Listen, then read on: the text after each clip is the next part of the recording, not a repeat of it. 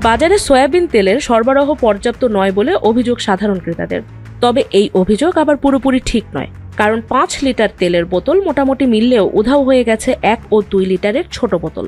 বড় বোতল কেনার সাধ্য না থাকা নিম্ন ও মধ্যবিত্তর তাই প্রশ্ন, এটা কি সরবরাহের ঘাটতি নাকি দাম বাড়ানোর পুরানো ফন্দি?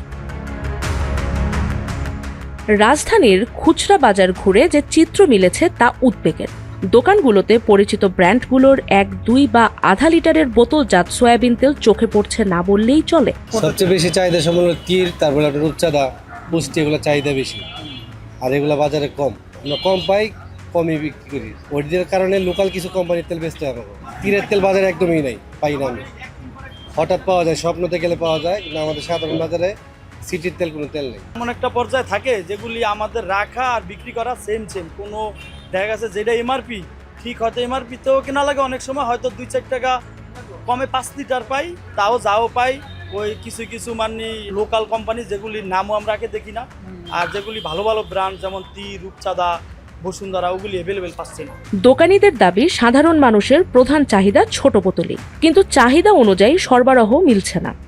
2 লিটার আছে 1 পিস, আর 1 লিটার আছে 2 পিস, আর হাফ লিটার আছে 2টা, আর কোনো সয়াবিন তেল নেই। চাহিদা হচ্ছে আপনার 250 ml এর তেল যেটা সয়াবিন, আর হাফ লিটার তেল, ওই দুইটার চাহিদা বেশি। আর 250 সয়াবিন এমন সাপ্লাই নেই, কোম্পানির দ্বারাও নেই, বাজারে সব প্রত্যেকটা দোকানদারের কাছে। 250 তেল বেচলে আপনার 50 পয়সা লাভ হচ্ছে। এখানে যদি একটা পলি দেই, ওই পলিথিনে তো লাভের টাকা চলে যাচ্ছে আমাদের। এই জন্য কোনো প্রত্যেকটা দোকানদাররা নিতে চাচ্ছে না। আমার কাছে আজকে সোয়াবিন কোনো তেল নাই, পাইও আমরা একটু কম, আবার আমাদের একটু দুর্বলতা, আমরাও রাখি একটু কম, ওই যে প্রফিট নাই, এই হিসাবে এটা আমার কথা অনেক দোকানে বলবে না। কিন্তু আমি বললাম, ধরেন আমার চালান পুঁজি কম, ধরেন মনে করেন আমি 50,000 টাকা 1 লাখ টাকার মধ্যে খাটাবো, আমার প্রফিট নেই, আমার সেরকম অর্থ নেই যে আমি বেশি করে যাবো।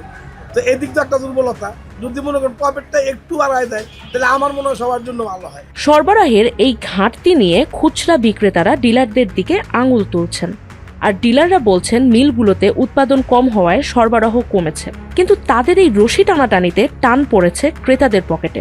একজনের সমর্থন আছে 5 লিটার কিনবো, একজনের আছে 1 লিটার কিনবো, একজনের 1 পা বোতল আছে না, আধা কেজির বোতল আছে না, এইগুলো যার তৌফিক নাই সে তো 1 পা কিনবো। এখন 1 লিটার, হাফ লিটার এই বোতলগুলো যদি না হয় তাহলে তো কাস্টমারের সমস্যা হবেই। তেল আগে পাওয়া যায় না, তেলের লোকে সিরিয়াল লাগছে না, যেই তেলের দাম বাড়ছে এখন আর কোনো তেলের কোনো সংকট নাই। তেল না, শুধু যে কোনো জিনিস দেখবেন যে জিনিসটা শর্ট, ওই জিনিসটা পরবর্তীতে দাম বাড়লেই ওটা পরিপূর্ণ হয়ে যায়। টাকা পয়সা আছে, ওই অনেক বড় লোক, ওরা 5 লিটার নিতে পারে বা 2 লিটার 4 লিটার নিতে পারে। আমাদের মতো তো গরিব মানুষে 5 লিটার নেওয়ার মতো যোগ্য নয় আমাদের, কারণ আমাদের নিম্ন স্তরের কর্মচারী, আমরা অল্প বেতন পাই। আমাদের তো এই যে 1 লিটার নিতে চিম খাই। আগে তো অ্যাভেলেবেল ছিল জিনিসটা, এখন থাকবে না কেন? এখন নাই কেন? এটা এখন কোথায় গেল তেলটা? অভিযোগ উঠেছে অতীতেও কোনো পণ্যের দাম বাড়ানোর আগে ঠিক এভাবেই বাজারে কৃত্রিম সংকট তৈরি করা হয়েছিল।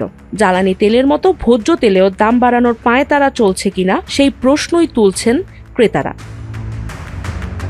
উৎপাদন ঘাটতি নাকি দাম বাড়াতে কৃত্রিম সংকট তা খতিয়ে দেখে ভোজ্য তেলের বাজারে শৃঙ্খলা ফেরানোর আহ্বান সাধারণ মানুষের।